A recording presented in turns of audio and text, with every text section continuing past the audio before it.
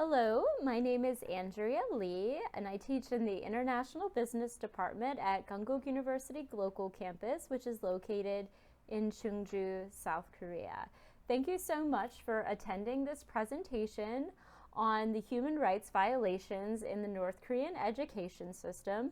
And this presentation specifically explores the perspectives of North Korean refugees in South Korean undergraduate programs.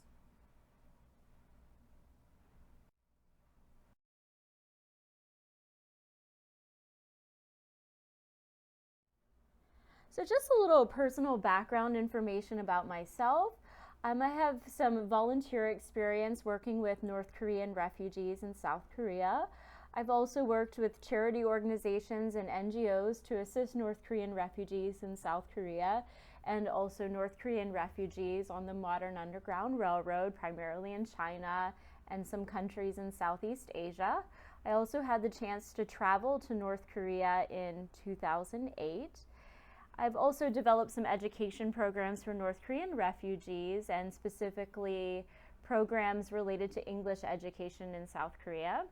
And I'm just interested in the personal and educational experiences of North Korean refugees. So why this study? So there's limited research, especially in English, on North Korean refugee students in South Korean universities. And it's also important to learn about human rights issues in North Korea. Mostly researchers, haven't been able to get access to North Korea. There are some people that have been able to teach at North Korean universities like Pyongyang University of Science and Technology. But for the most part, it's very difficult for foreigners to get access to the real, authentic, everyday life situations of the North Korean citizens. So we can learn more about the experiences of the people in North Korea through North Korean refugees. It's also important to gain more insight into the lives of North Korean citizens through North Korean refugees. Although studies have been conducted on North Korean refugees that have looked at human rights issues, sometimes the stories are exaggerated. Sometimes refugees make up stories, or sometimes they tell lies about what happened. But when we have many stories that are similar, the broad concepts of the stories, they become more plausible and gain credibility when there are similar memories with different details. So the core stories are the same, but there might be some differences in the story. So that's how the stories gain more credibility. The purpose of this phenomenological inquiry was to explore the views of North Korean refugees pertaining to human rights and to learn more about human rights violations in the North Korean education system. Phenomenology focuses on the lived and shared experiences of individuals, and their commonality is that all of them have experienced the same major situation or the same phenomenon. So in this case, the North Korean refugees all lived in North Korea, and presently they are living in South Korea.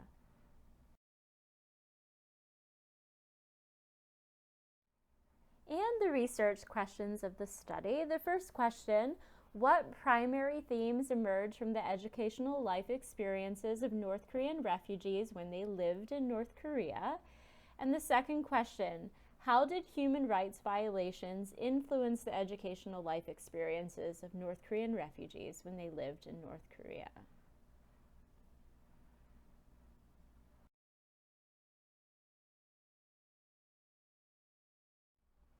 So methodology.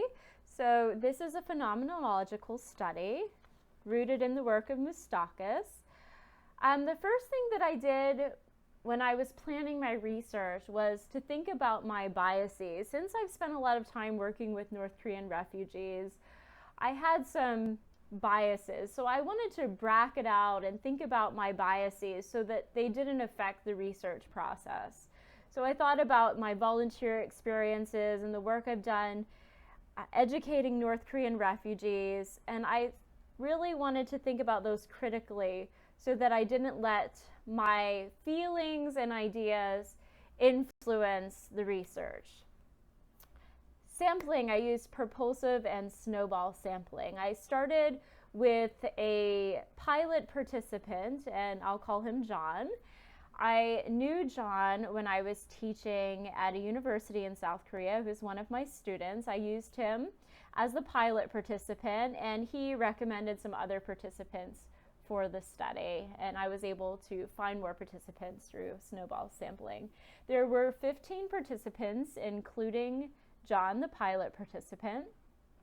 All of the participants were in their 20s. One didn't state her age, but it can be implied that she was in her 20s.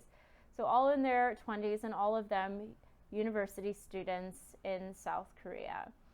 I also used an interpreter and translator for the study. There were 4 types of data that were collected. The first was a demographic survey. Even though this is a qualitative study, I just wanted some background information to help learn a little bit more about each individual. I asked questions such as age, locations that the refugees had lived in.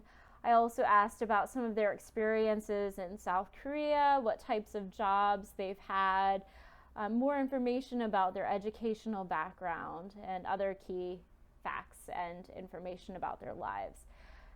Next, the participants completed a timeline of primary life events, and I provided some guidance about that. So they started with their early childhood and wrote down some memories that they have, particularly related to their education. And they continued into their life in South Korea, just recalling some key information about their experiences. And they also completed standardized open-ended interviews, and each of these were about 1 hour. And if I wanted further clarification or additional details, I contacted the participants individually to get additional clarification. And finally, journal entries were used. The participants were asked to write short paragraphs, 1 or 2 paragraphs about different topics pertaining to human rights and human rights violations in the North Korean education system. And these were all done in Korean, and they were translated. And finally, data collection continued until thematic saturation was reached, when participants started saying a lot of the same things. Similar stories started emerging to really get to the essence of the phenomenon here. And data collection. A recruitment letter was sent to potential participants to see if they were interested in the study. And participants who agreed to participate were given an informed consent and asked to sign it. A pilot test was first conducted with John, so I could ensure that all of the materials could be easily understood and to check for any potential problems. And then I started with the demographic survey that was completed first, followed by the timeline, the interview, and the journal entries. And throughout the research process, I completed a field journal. I took notes during the interviews. I thought more deeply about my experiences and biases. If I noticed anything during observations, I wrote those down as well.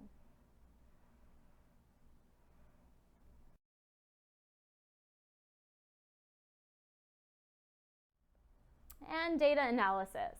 So I started by synthesizing my field journal notes, going through my biases, detailed observations, notes that I had taken during the interviews. I also cross-checked the data.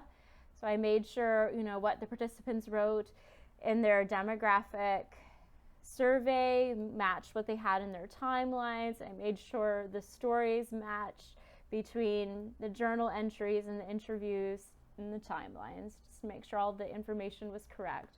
And if there was something that didn't add up, I sought clarification and contacted the participants to make sure that everything was accurate. I specifically checked for descriptions of educational life experiences. I looked for significant statements about the participants' experiences, key themes that stood out, especially among the participants' shared experiences that they had. I also created descriptions based on participant quotes, and these were commonalities that were shared among the participants pertaining to their educational experiences. And finally, trustworthiness and ethical considerations. And this was very critical, especially dealing with refugees who've experienced many traumatic things in their lives. So it was very important to consider their needs throughout the research process. And this study is rooted in the transformative learning theory. So transformation involves feelings that are triggered by a negative or traumatic event or events. And in the case of the North Korean refugees, for a lot of them, that was some of the experiences that they had living in North Korea, some of them having witnessed executions, some of them having been beaten, some of them sent to prison. So these traumatic events, triggered, many feelings. So this is a part of the transformation process. Negative experiences of the past can be a catalyst for transformative learning. And transformative learning can be positive and it can also be negative. So when the refugees come to South Korea, a lot of them have to learn and unlearn many of the things that they learned in North Korea, because a lot of their educational background is based on lies or distorted information. So they have to figure out what is real and what isn't real when they get to South Korea and they start learning more about realities of life. Critical reflection is a very important part of the transformative learning theory, as the refugees consider their past deeply when they have access to the internet and a wide array of educational resources in South Korea that they wouldn't have had access to in North Korea. So they can more critically think about their past experiences. And also, the learners become critically reflective of their values, beliefs, and assumptions. And this is a part of the transformation process as they are learning.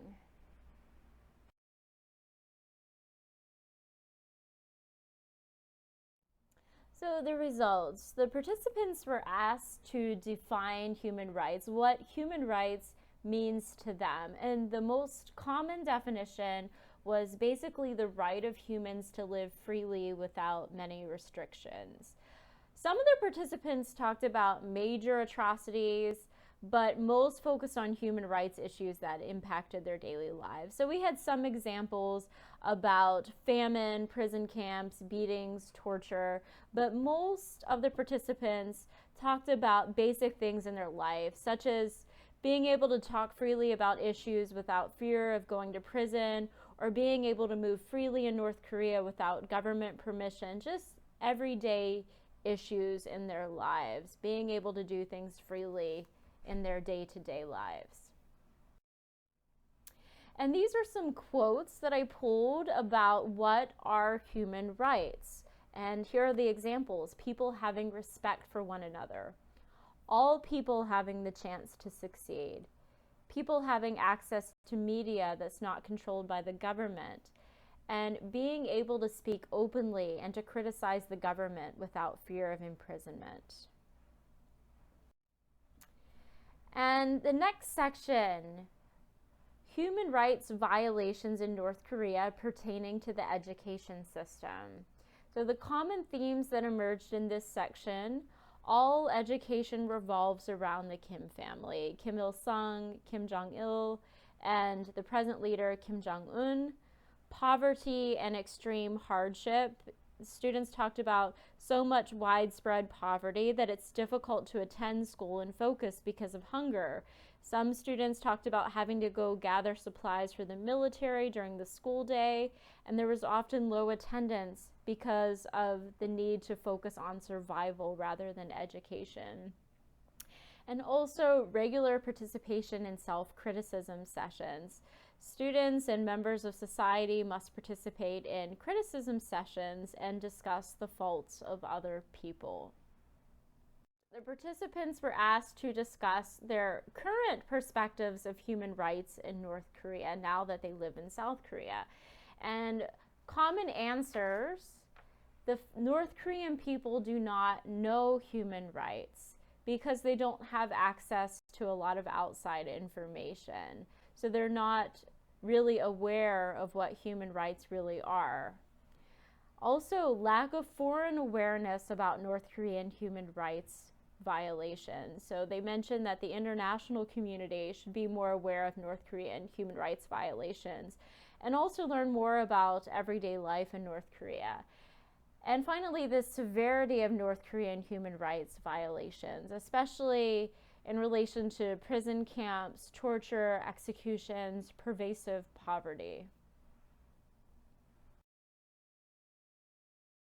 And implications. So this study can be useful to aid workers, missionaries, humanitarian organizations on the new Underground Railroad, China, Vietnam, Laos, Cambodia, Thailand, Mongolia, and also in South Korea.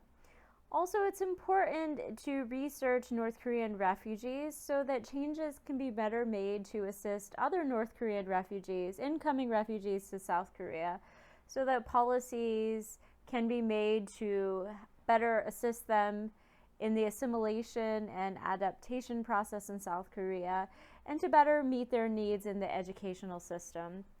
Also, it's important to educate the public, educators, and administrators on the challenges facing North Korean refugees because they have special educational needs that the general populace doesn't have. And the role of foreigners. There are many foreigners living in South Korea who would like to assist North Korean refugees. And many resources are only available in the Korean language, so it's important to have more resources available in English so that foreigners can better assist North Korean refugees as well. And North Korean refugees live in other countries in the US, various countries in Europe, Japan, etc. So providing more information to educational stakeholders, teachers, administrators is critical.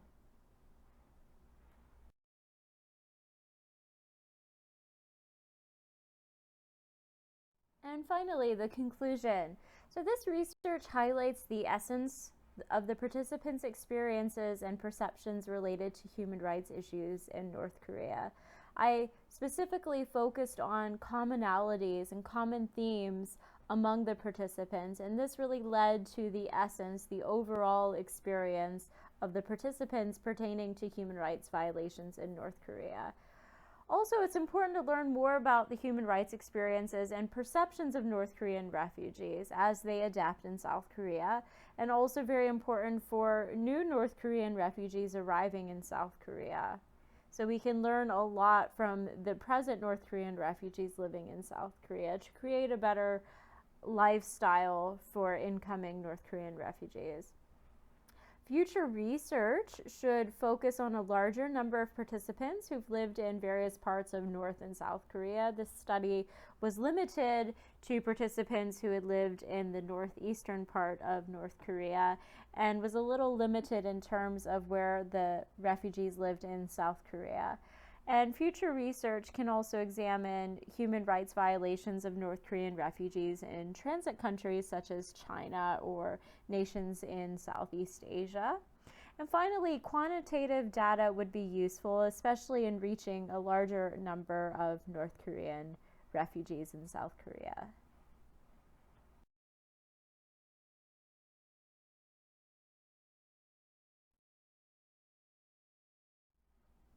And finally, if you have any questions, feel free to contact me at andrea1216@kku.ac.kr.